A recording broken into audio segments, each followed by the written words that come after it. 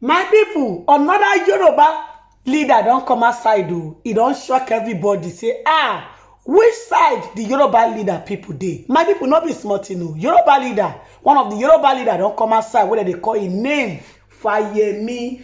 My people, Fayemi don come outside from Ekiti State, my people.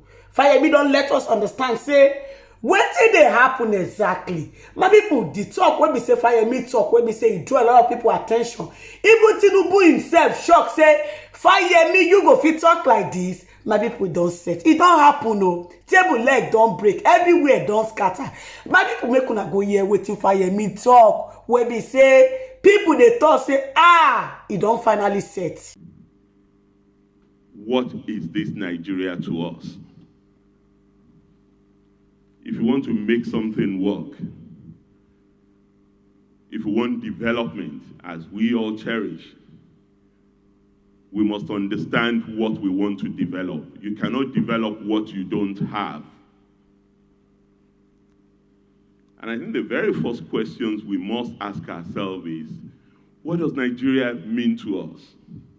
There is no consensus, even 63 years after independence, on what Nigeria means to us. At least there's no minimum, irreducible consensus that we all agree on, that this is what Nigeria means to us. We have different variants of what we would like it to mean to us. And we have stigmatized difference and weaponized diversity. And we all pick it out and use it for whatever purpose we would like to deploy that in the quest for our own notion of what Nigeria means to us. But even as we do not know or have a consensus on what Nigeria means to us, we also cannot conclude that Nigeria is meaningless to us. Because it is not. However, we all want to remake Nigeria, which is the how. For some, remaking Nigeria also includes unmaking Nigeria. They feel Nigeria should not exist. At least not exist in its current form. It must exist in one variant or the other. But if you want to unmake something, that means you believe that it is collapsing or it has collapsed. And if you say that Nigeria has collapsed, then you see Nigeria as the problem of the architects and the builders, not the problem of the estate managers. For many of us who see Nigeria as a leadership problem, those are the estate managers, not the builders. In fact, the builders are no longer here with us. Our founding fathers are gone. The colonial masters who bequeathed Nigeria, what they call Nigeria, have also gone. But it's a distortion, in my humble opinion, to even say Nigeria is the product of either our founding fathers or the product of the colonial masters. Because what is currently Nigeria, it was not Lord Lugard that introduced the Yorubas to the Nupes. It was certainly not Lord Lugard that introduced the Bibios to the Efik. They've intermarried, they've been connected for years before what happened in 1914, which some regard as the mistake. The mistake of 1914. I don't agree with you, sir, if you are one of those who believe that what happened in 1914 was a mistake, because Lord Lugard did not create this country.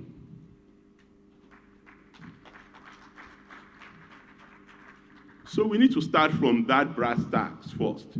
Yes, our old professor, the late Professor Claude Ake, once wrote that the post-colonial state in Nigeria does not have development as part of its agenda. And it's true. But how can you have development as part of the agenda if you don't even know what the nation state is?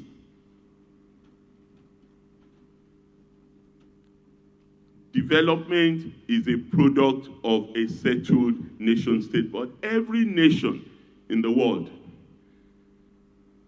is also an imagined community. There is no nation that was built lock, stock, and barrel and delivered as a perfect union. That is why the Americans will say that they are in search of a more perfect union, even now that we still see them as one of the more mature democracies or productive nations. What January 6, 2020 brought into clear relief to all of us who may imagine that is that even America is not settled. It experienced a constitutional coup of a president who wanted to remain in power and was ready to use the military to subvert democracy. So, even as disillusioned as we may be about where we are on this journey, 63 years may be long in the life of an individual. Our brother is 60, and he has gray beard, Your Excellency, so you may think he's an old man. The bones are creaking. But 63 years is very tiny in the journey of a nation. I don't say that to promote complacency. I say it to underscore the need for us to be hopeful. My colleagues are going to engage in that verbal pyrotechnics later when they have that conversation. But I think we need to hinge the conversation on realistic dimensions of nationhood. And I speak, for me, of the notion of unfinished greatness. Because clearly, Nigeria has not realized its potential, and Nigeria is not working the way we want it to work. There's no question about what my sister has presented. No one could challenge it or contend with the data that she's presented, because that's the truth. But she also spoke another truth there, that the elite, many of us who are here, form part of that elite, were largely responsible. But we're not just responsible because we have underperformed in our various tasks and assignments. We're responsible because we have not provided leadership to generate that consensus that would make us a nation. We're countries, very many countries, but we're not yet a nation. And in every society, it is the elite that lead the drive towards nationhood.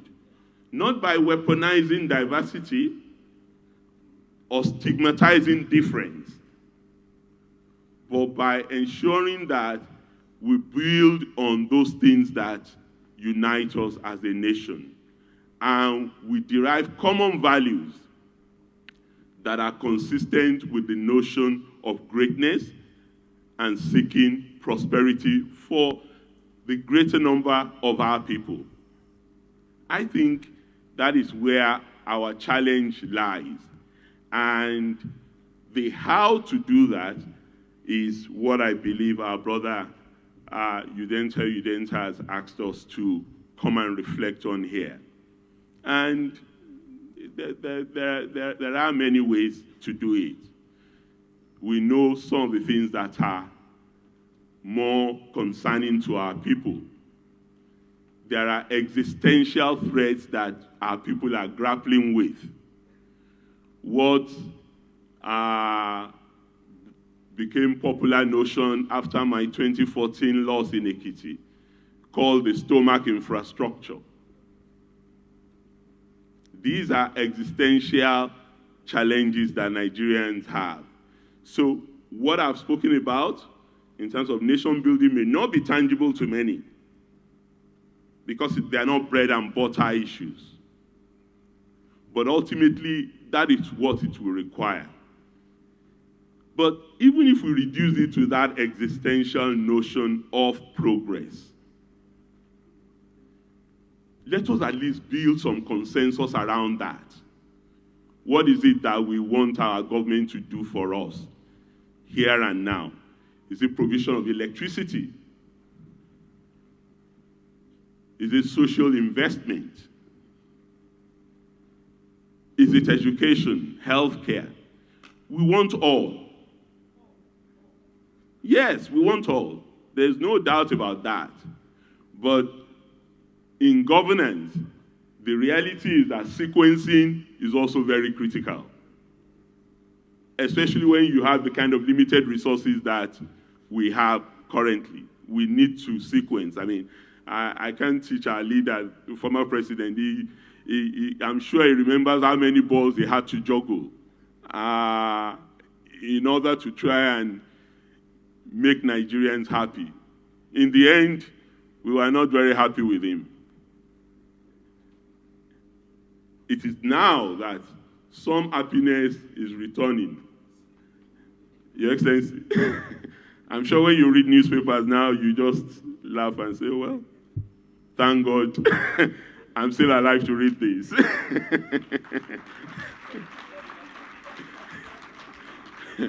Because I was reading our finance minister a couple of days ago, Wale Edun, say that the last time we experienced growth, economic growth, concretely speaking, in Nigeria was during your administration. I'm not standing here as an APC chieftain, sir. I am, somebody said Harvard. Let me correct that so that I'm not guilty of impersonation. I'm visiting professor at King's College, University of London, not Harvard. But the important point to make is that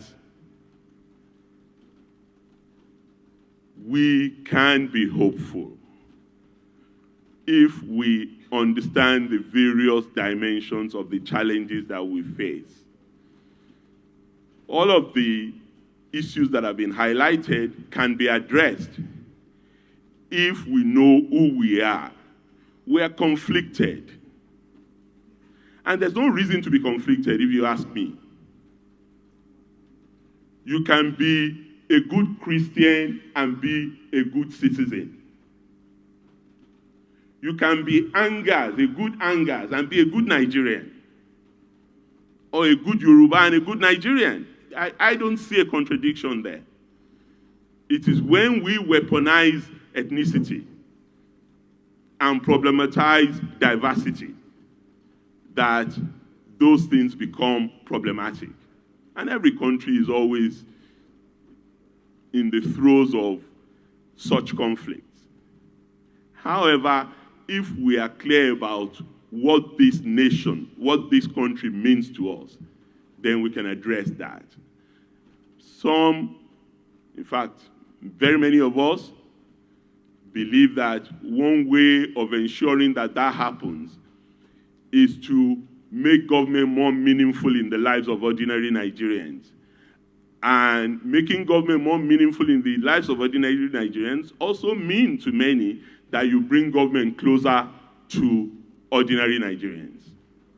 And that is where the notion of restructuring, devolution, decentralization, you name it,